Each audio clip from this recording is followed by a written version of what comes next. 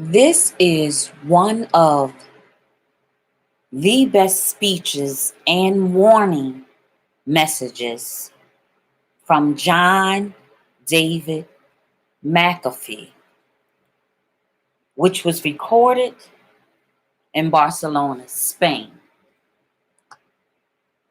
earlier prior to his demise or leaving.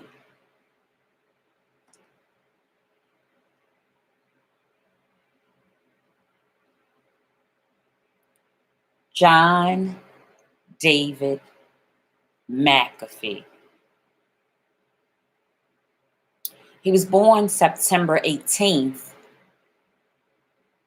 1945. And he left or died June 23rd of 2020.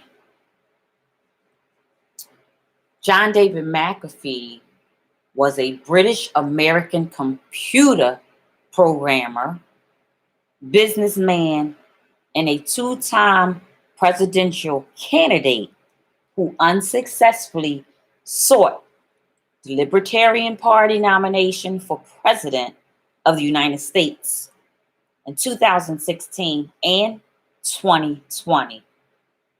In 1987, he wrote his first commercial antivirus software, in which it was named McAfee Antivirus. Finding McAfee associates to sell his creations, McAfee resigned in 1994 and he sold his remaining stakes that he had in the company. McAfee became the company's most vocal critic in the later years and urging consumers like myself to uninstall the company's antivirus software, which he characterized it as bloatware. Basically, it was useless. And if you look the word up, bloatware, bloatware, it will say something to the effect of indirectly telling you that this bloatware that he created, and now he's calling it out as what it is, basically is telling us indirectly that this bloatware, is actually spyware. He disavowed the company's continued use of his name in branding,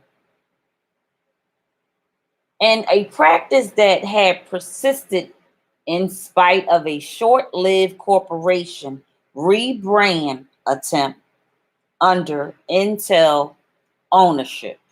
So he tried to rebrand it and come back from it, but it didn't happen. McAfee's wealth peaked in 2007 at $100 million.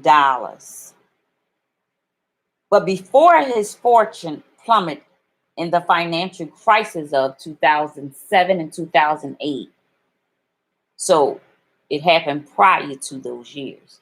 After leaving McAfee's association, he founded the company Tribal Voice, makers of the, listen to the word, Pow Wow chat program, Quarium X, and the Future Tense Central, among others, and was involved in leadership positions in the company's Everkey. Other leaderships he was involved in was MGT Capital Investments and LuxCore, which I'm familiar with, and it was many more others. His personal and business interests included smartphone apps and cryptocurrencies, aka Bitcoin, and he participated in some new cryptocurrency as well, as far as creations of that. He dibbled and dabbled in that. He was fond of yoga. He liked light sports, aircrafts, and recreational drug use. Well, we seen that. We don't know how true it is because you cannot judge with your eyes. And if we haven't learned anything else about our presidential campaign, where they lied on our president Trump, so that could be a computer generated imagery, aka CGI. And so what we're speaking about, we're actually learning about, because it does not have to be the truth. So McAfee, he resided for a number of years in Belize, but he returned to the United States in 2013 while wanted in Belize. He was wanted for questionings on a suspicion of murder.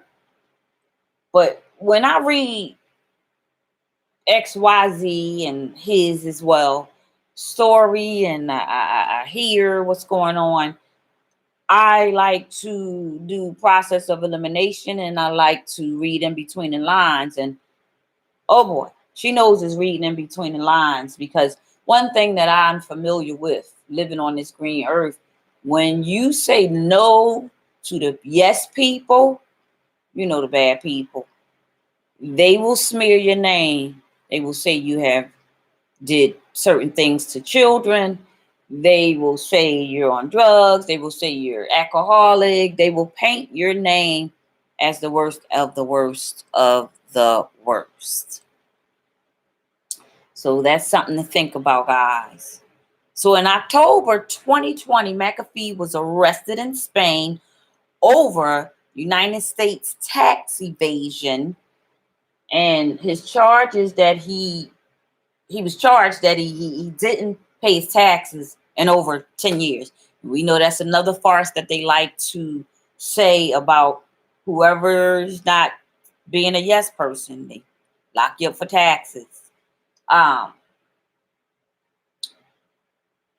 He stated that it was illegal based on the United States Constitution, and that he is not going to volunteer in the United States tax payment. And right there, I can agree with that. He's very correct on that. If you look it up, it is definitely in there. You can find it.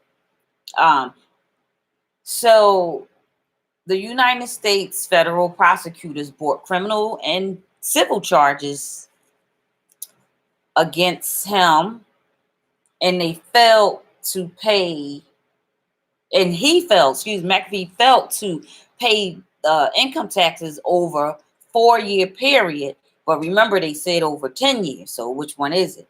On June 23rd, 2021, he was found dead.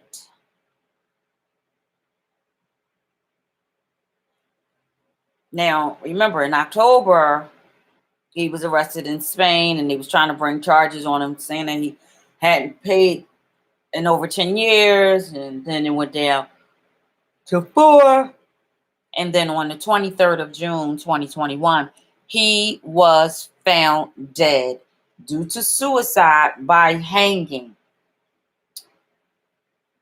in a prison cell near Barcelona shortly after his extradition to the United States was authorized by the Spanish national courts. So I want to bring your attention to hear his last, what would be his last important message. And in the beginning, he says, "You're not going to like this." But he said he was going to be honest and he was going to share what he knew. And so here we are.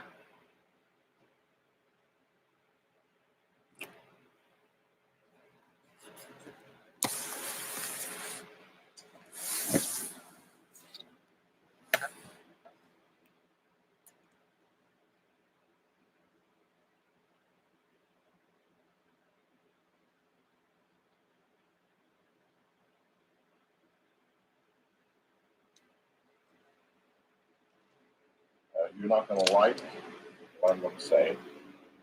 So either take a stiff drink or go play pool for a while if you don't want to be offended. The blockchain is the first world-changing technology in the past 100 years that did not come from the bowels of a secret government development. It didn't come from the CIA, did not come from Samsung or Apple or IBM. It came from ordinary programmers, ordinary people. And it's been with us for almost 10 years. It has become part of the people. Governments are just now starting to see the blockchain and cryptocurrency as an opportunity or threat or something to fear. And it is all of those, all three. The opportunity is, like with Facebook's Libra, to say, we have created something that empowers the people. Well, that's bullshit. It doesn't empower anybody except Facebook. Because everything you do now will be monitored financially. Not just what you're buying, not just the people you're talking to, who your friends are, that's already monitored. No, everything that you do financially. Is this in the people's interest? You know the answer to this. We are rapidly approaching an era where people versus government becomes a worldwide phenomenon. Now, why would governments fear the blockchain and cryptocurrency? It's because with the advent of privacy coins like Monero and dozens of others, and the advent of distributed exchanges, which are just now becoming real, then governments can neither monitor nor control what is happening in your financial life. If you're using a privacy coin like Monero and a distributed exchange like the McAfee DEX, which just came out 2 weeks ago, we're in beta, by the way. It's not real. I mean, it's real, but not functional. In 6 months, it will be the equivalent of Binance on a distributed and decentralized basis. Now, we built ours on the Ethereum blockchain, and we'll be doing it on other blockchains as well, so that you can't shut it down. It's there. What is the blockchain? An immutable record of what's happened. Well, what happened is we put a bunch of smart contracts on it that will allow distributed exchanges to be real. So when the SEC or the IRS comes to me and says, "What have you done?" we go, "Oh God, I'm sorry. I never thought that you might want to see what's happening. I made a mistake." But it can't be changed, can't be altered, can't be controlled, can never be shut down. So this scares governments. Why? If they do not know where your income is coming from, what you're spending, then they can't collect income taxes, which is the largest single revenue source for almost every government. Now, in my mind, income taxes, at least in America, are illegal. They're unconstitutional. And until 1913, we didn't have them. Nevertheless, today, income taxes is the majority of the United States revenue source. Now, if you believe that people are going to be honest, and if they earned $100,322, that they're going to say so in their tax returns, knowing that the government doesn't know. There's no way for the government to find out. But yes, I'm going to be honest and tell you, you know that that's a lie. People are not this way. They don't act in this fashion. If they can get away with something and know they can't be caught, then, well, they're not going to pay taxes. This frightens governments. But unfortunately, it's like Pandora's box. The blockchain and cryptocurrency is out of that box, and it will never be put back in. So what are governments doing? Or corporations or regulatory agencies contemplating or building their own cryptocurrency like China, or corporations like Facebook. Why? Thinking that if they promote this properly, like Facebook's empowering the people, utter bullshit. Controlling the people is what they're talking about. And as governments come out with their own cryptocurrencies, the crypto dollar, the crypto euro, the crypto pound, they will be saying the same thing. We are empowering you, making your life easier. When what are they really doing? Monitoring, controlling, and getting deeper access into the privacy of your own lives. So this is that reality. But the people who are using Bitcoin, Monero, Ethereum, the people who are on exchanges, the people who are selling goods and services for cryptocurrency, well, they've been doing this for a while and they're not going to stop. And the technology developed by the people, privacy coins, distributed exchanges, this will win only if the people understand that this is where their power is. It's not going to be with Libra.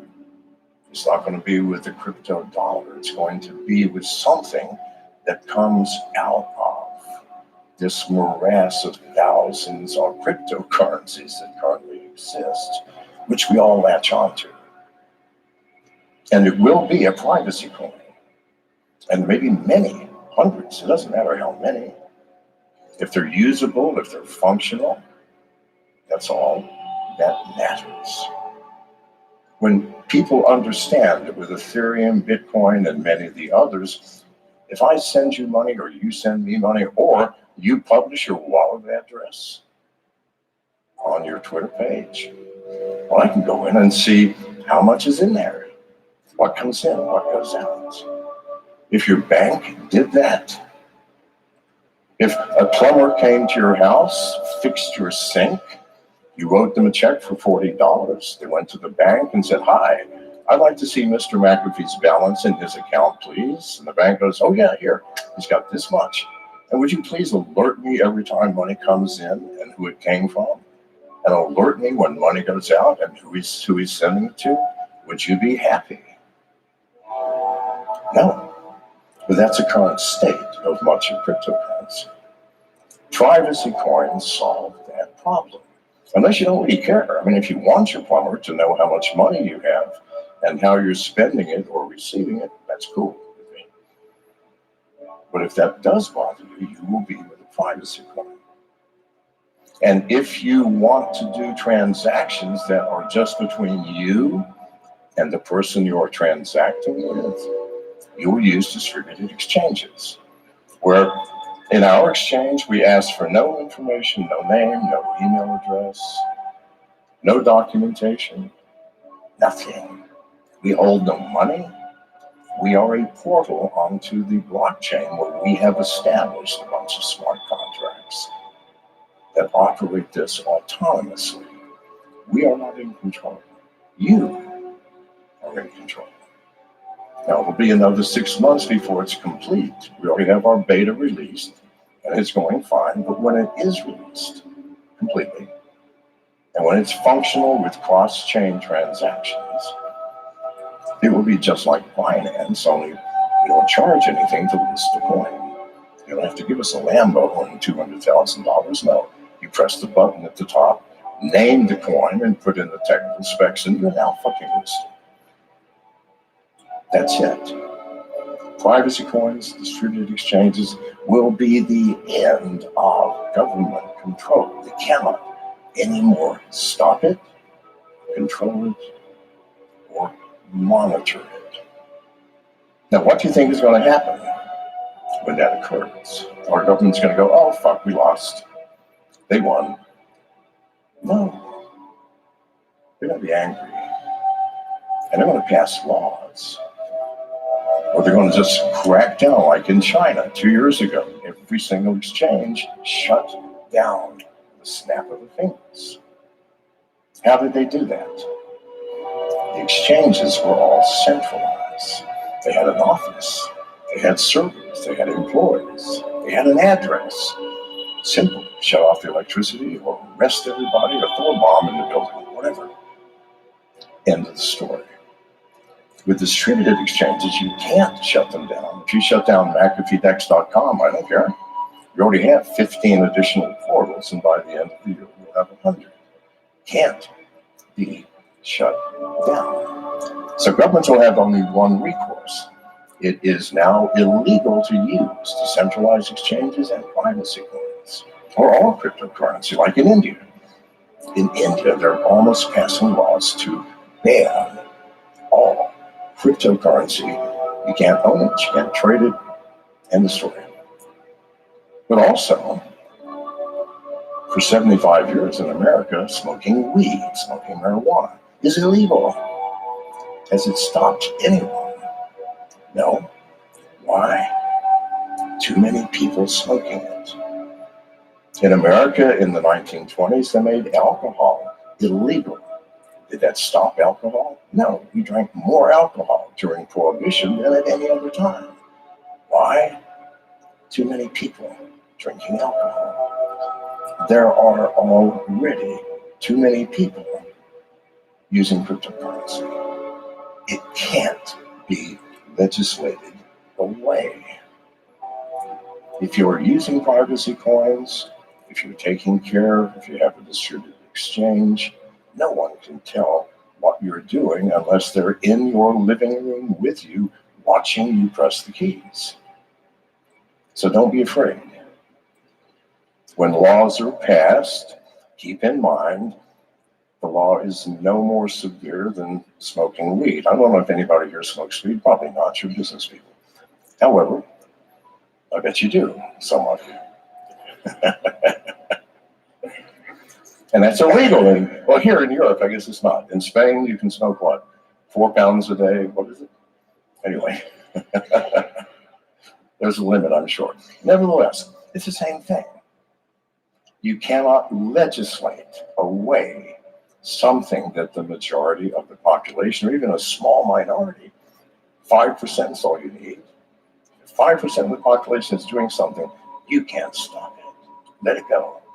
As long as it's not out murdering your neighbor or robbing banks, it's a different story. But no, in the privacy of your own home, conducting business can't be stopped. Now, if anybody is from a government listening to me, you need to take heed, because the technology is already in place to bypass your attempts to collect income taxes. And it does not matter what you do. Make a law, legislate this, double your police force, make it the death penalty. It's not going to fucking matter. People will do what they want to do in the privacy of their own homes. End of story.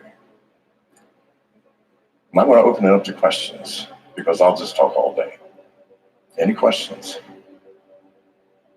Everybody's asleep. Or is anybody? I can't even see. Is anybody here? Oh, there. Yes, sir. Well, why don't you come up here, because I'm half deaf. Yes. So we discussed, we had an interview, but I forgot to ask you one question. Yes. Because you're a tech guy, tech experience. What do you think about this? Because it's like one of the things that is coming out recently, and the press they like to write Yes. about this. What do you think?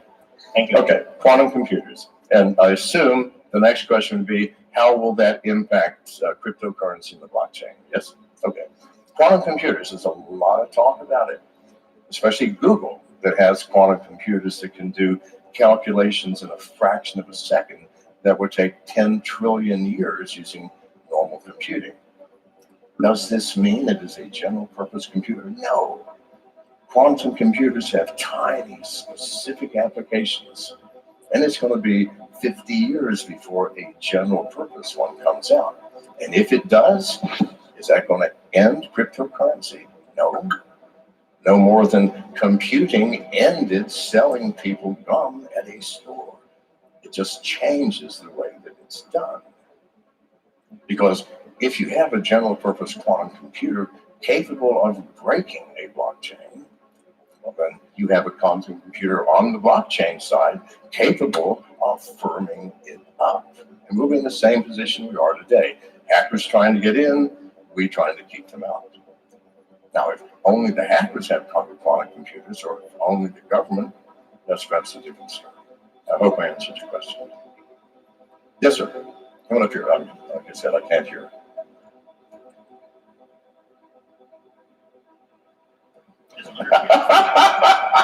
No, Take a picture for my mom. You wished for that. I know, I did. All right. Like I prefaced, I'm not an advocate for Facebook. I just think it's interesting because of what it says Oh yeah, no problem. about other platforms. So Yes, I'm a Bitcoin maximalist. I'm obviously. disappointed by, like I mentioned, it has not become an actual real life use, at least in my point of view. Like I'm not paying for things in Bitcoin now. Right. There is, for non-technical people, especially people without internet access that's easy, barriers to adopting Bitcoin. It seems like almost higher barriers. Like I'm a big fan of decentralized exchanges, Right. and Monero, but I think we have that usability hump, and the possible benefit of something like Libra, is that it may be easier adoption.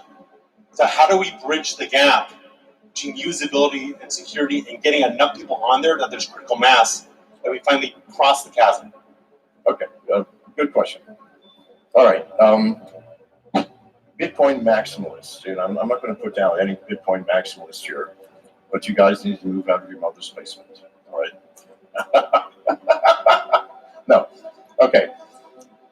There's this division in the crypto world between the Bitcoin maximalists thinking that's all we need, and the rest of the world who are using privacy coins and smart contracts to do things like create distributed exchanges that you just can't do on Bitcoin. It's an old technology. It doesn't support privacy. It doesn't support smart contracts, on and on. Slow, and you'll fix that, I'm sure. But there is another world, and that world is growing. I don't know if you've noticed what's happening with Bitcoin and what's happening with all currencies. All currencies are now taking their stage. And I firmly believe that the main problem with Bitcoin is privacy, just like it is with Ethereum. That if I see your wallet address, you're done, dude. I'm going to watch every penny that comes in and every penny that goes out forever, just because I'm bored, if nothing else. Or you're a competitor of mine, and I happen to get your wallet address. Now we're in business. We want to see who is sending him money and who he's buying his goods from. If I can cross-reference wallet addresses to people, which is trivial. That's a flaw to me. I want something where my competitors, if they have my bank number, can't go into that and see what I've done and what's happening. Privacy coins solve that. We also need a world where cryptocurrencies, blockchain applications, can be used for things outside the crypto world. Things, the concept of distributed exchanges, where the smart contracts do all of the work. And there are no smart contracts in Bitcoin. on and on and on. All of the applications that we can do on other coin blockchains cannot be done on the Bitcoin blockchain. So I'm not saying Bitcoin's good or bad. I'm saying there have to be other coins.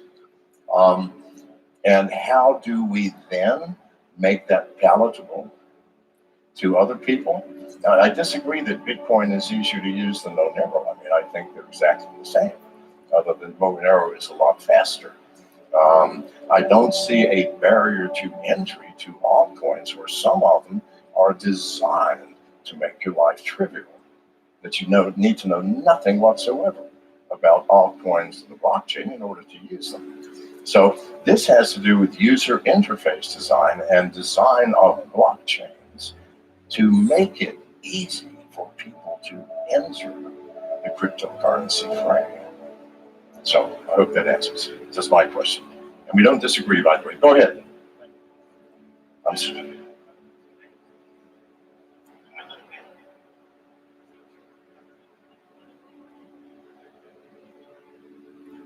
Okay, use the mic or come back up. Again, not Libra advocate, but I'm not saying Bitcoin's easier to use than Monero. I take your points as given. I agree. I have this problem myself with Bitcoin and the rest of these. What I'm talking about is, for people who have like the Facebook app on their mobile device. Yes. It's a very easy onboarding process. Or they have WhatsApp. It's a very easy onboarding process. Absolutely. And then say, hey, do you want to send some Libra? Yes. And I don't want some Libra or something like Libra to win at the expense of what you're talking about. Yes. But I don't think you quite address the corporate crypto in WhatsApp or in Facebook usability versus you're proposing. Right. No, the output for Facebook is going to be trivial and massive, right? But is it not our responsibility as people who are leaders of the crypto world to point out, okay, that's fine. You want to use it? But keep in mind that by doing so, this is what you're giving up. You're giving up your privacy. You're allowing them to ooze into every aspect of your financial life, and they can monitor it and control it. It's just like a bank, only worse. So that's our job, to explain that. And then if you want to use it, use it. Or I might use it myself for convenience, for things that I just don't give a shit that the government knows what I'm doing. But at the same time, to say, by the way, if in fact you care about privacy, if you care about government keeping out of your stuff, then you don't want to use this or that because, and then tell what the reasons are. I mean, you're absolutely correct. And Facebook has, a terrific advantage. The US government's going to have even greater advantage, but it's our job to raise the alarm. People, you don't have to use this. Even if they make it, you must use this, that's fine. Ignore it and get back to business. Any other questions?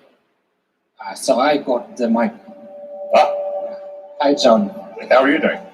I can't help but notice you have two mics. Yes, this is louder. So I'm Valentin Preobrazhensky from Latokin. So Bitcoin is a great digital gold, but it's a bit volatile for daily transactions from people from India. Stable coins, they are backed by dollars, so it still depends on the system. Facebook Libra is from Facebook, which is already too big. It's already kind of have a big influence and can influence elections potential and so on. So it's not likely it's a good idea to give them this new kind of currency, transactional currency. So why not crypto community comes together and create a board to manage supply of the currency, of the new currency, which will be less volatile and will be managed a bit closer to existing fiat currency. So with the monetary policy, with inflation targeting, what do you think of that? Is this kind of monetary board possible within the crypto community? Okay. The key word is for the crypto community to come together. What are the chances of that? I mean, I'm being very serious here. We've got thousands of coins. We have Bitcoin maximalists and minimalists. We have privacy coin advocates. We have stable coin advocates. And by the way, I don't think it's it's a bad thing to have a stable coin based on the US dollar, like DAI. Never varies more than 1% up or down from the dollar. Because right now, what is everybody doing? The market's volatile. I'm going to cash in and get my dollars. All right. Well, why bother? If you're going to get back in at some point, then cashing in is merely converting your Bitcoin or Ethereum or Monero to DAI. Trivial concept. Nothing gets cashed out. There's no fiat going one way or the other. And then later on, convert part of that back into whatever you want to invest in or use. That's the value of stable coins now. Because we all know the crypto market is, well, it's beyond volatile. It's a Bitcoin jumped, $1,500 yesterday. God knows what it will be. Well, maybe down 2,000 today. I don't know. It's up, it's down. But a stable coin, something that you can put your assets into and know that 3 years from now, it's still on a par with the dollar. Is that not better than having to exit and take the dollars? This is how I see stable coins. And I think there's only one really stable coin, and that is DAI. And by the way, here's another thing you can do with smart contracts. Create a stable currency that does not go up or down in the story. So that's another thing Bitcoin can't do. So, and DAI is based on the Ethereum blockchain and the Ethereum smart contracts, as our DEX is as well. So, I don't think the crypto community will come together and all agree on what should be done because we all have our biases. The Ethereum people is what's going to be Ethereum. Bitcoin maximalists, it's got to be Bitcoin. The privacy coins has got to be Monero or Apollo. We're not going to come together on this, but we can come together on an understanding of what we have to do. Not with an individual coin, not with this position or that position, not with let's create a brand new currency we all agree on, because that won't happen. But to understand that whatever comes from the people, well, let's give it a look. If it comes from the people, it's probably not going to pass all your information to the government. And if it does, put a red X mark by that one and move on to the next. So our responsibility, I don't think, is to build the ultimate currency, but to understand the power that cryptocurrency, not developed by governments and institutions, but by people, offers us for the first time in human history. A chance for absolute financial freedom, where your wallet is your bank. Have you noticed that? That if you want to wire money to somebody overseas, I got to get up, got to go to the bank, got to fill out forms, I got to get permission, I got to get a stamp, and then this time tomorrow, maybe the money will get there. If I have a cryptocurrency wallet, I don't even get out of bed. What's your wallet address? I put it in. How much? $200. Thank you. Done. Your wallet is your bank. It has all the functionality of your bank. It's yours. And if that wallet can't be looked into by anyone, meaning you're in a privacy coin now, and if all of your activities on a distributed exchange, you are free, people. No one will know what you do with your money, neither should they. It's your fucking money. You worked for it. Were we born to work 4 months every year for our government? I don't think so. No. That's theft. You're in slavery for those 4 months where you're working and every penny goes to the government. Now, they spread it out so you don't notice that they're taking 4 months of your work, but they are. So our job is to understand that mechanism and to ensure that everyone in the world understands that mechanism and let them choose. You want to still use fiat? Go ahead. You want to use Facebook Sleeper? Go ahead. You want to use whatever? You want to build your own cryptocurrency? Please, go ahead. Don't, people, lose this opportunity. Please, God, to free yourselves financially, because using fiat currency. Those who control the currency, how much of it there is, monitoring where it goes, are your masters, because you cannot buy a house, pay the rent, send your kids to school, get insurance, get medical care without that fiat currency currently. But what if you didn't have to use that currency?